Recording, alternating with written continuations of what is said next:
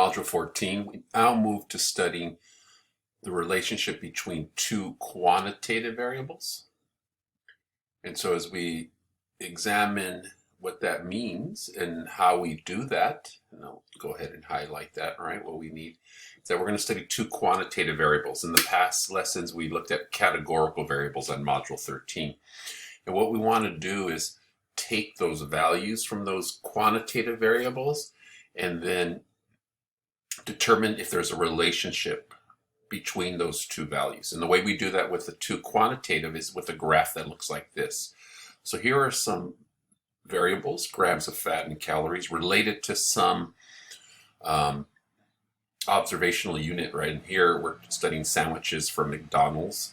And these are the different sandwiches, the grams of fat and the calories. So then we're starting to look for a relationship. And the easiest way to begin our process of looking for a relationship is through looking at what's called a scatter plot, which is the title of this first section. And that is taking one of the values and plotting it along an x-axis, if you remember that from an algebra class, and then the y-axis is the up and down, and taking the value of that one and then using them as an ordered pair of values, like over 9 up 260. And if I look already carefully, I can see my eyes are bad. This is not right there. Oops, let me undo that. This value here needs to be moved to right over 9 up 260. And these are just estimates, right? So there's 200, 225, 250. So somewhere in there is your 260. Again, just estimates. We'll use technology to get a more precise reading of that. And when you start to see there is a relationship, right? Some things to discuss and look at is that as the number of calories, right, or sorry, as the number of fat grams increases, you can see as the values get bigger, we see the points start to move up they move up to the far right corner. They start to increase in value also, right? As the number of fat grams increases, the number of calories increases too. You can see that, and that's a relationship. We see this pattern, right, emerge, and it looks like what we call a line. It starts to line up. So this is one way we study these quantitative variables in the class is through a linear relationship, right? The pattern, a line pattern. And so if we had to make a prediction, a powerful thing about this relationship is that we could predict, right? If we know the sandwich has 19 grams of fat right here, we could use this relationship, right? This pattern to make a prediction. I would say around 425, like right here would be the prediction. So that's what we're going to do. We're just going to make it we're going to quantify it with an equation and get the relationship that way. And so we could actually make a more precise prediction versus us just estimating kind of with our eyes in the graph. Now, we're going to use ArtStat to graph this. And so we'll learn that at a separate time, that we would enter this information into the ArtStat. And so looking at the ArtStat, let me bring that into the screen there. The ArtStat, it would look something like that here, and where we would go would be, you're going to go in the web apps, you go to Scatterplots and correlation, which we'll talk more about. And this is where you would enter in your own data, right? You would put in your grams of fat, and then calories as your Y. And then you would enter in your values. And as you did that, right, as you did that 9, 260, 13, 320, right, as we did that, as you put that in there, 9, 260, and 13, 320, right, as you did that, you will see graphs starting to emerge here, and you would enter in the rest of the values, right? And so you would end up looking at, and you'll get the summary statistics, you'll get there'll be some more stuff we play with here as we go. So it would look like this here. And so this is what we're trying to study. Now, before we go back to look at some more of that stuff on ArtStat, we want to look at some terminology important for us to recognize, right? That when we're looking for these relationships, right? We will say kind of two variables are associated, then there is a relationship that exists. And we used some of this language before in chi-square testing, right? This is an example. Males are associated with the shorter hair, females are associated with longer. So we use those terms, but when we use the word correlation, right? To use the word correlation, both variables must be quantitative. And so that's just a subtle thing. That's why we might use the word association, correlation.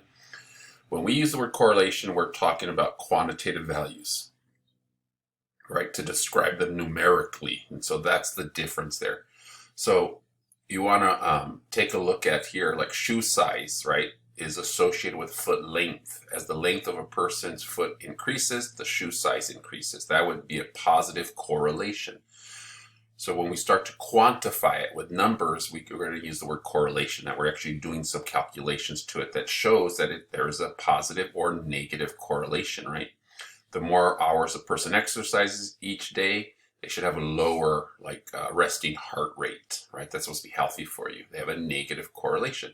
Positive and negative, again, doesn't mean good or bad. It just means the direction of the relationship. As one increases, the other increases. As one increases, the other decreases, right? There is a decrease here, lowers, and there's your negative relationship.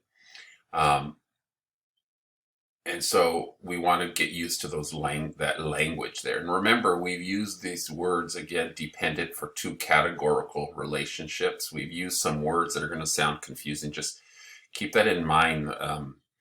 It depends on the type of variables we're dealing with. Another question that we have you guys investigate is this idea of association, right? Not just association, sorry, is that we want you to describe what the graph looks like. What is the relationship, right? And the way we describe that many times is the words, we describe its strength, its direction, and shape. So you can see two examples here. Study time and score, shoe size and score. You would think about study time as more related to the score they would get on an exam versus someone's shoe size probably doesn't determine what score they get in their exam, right?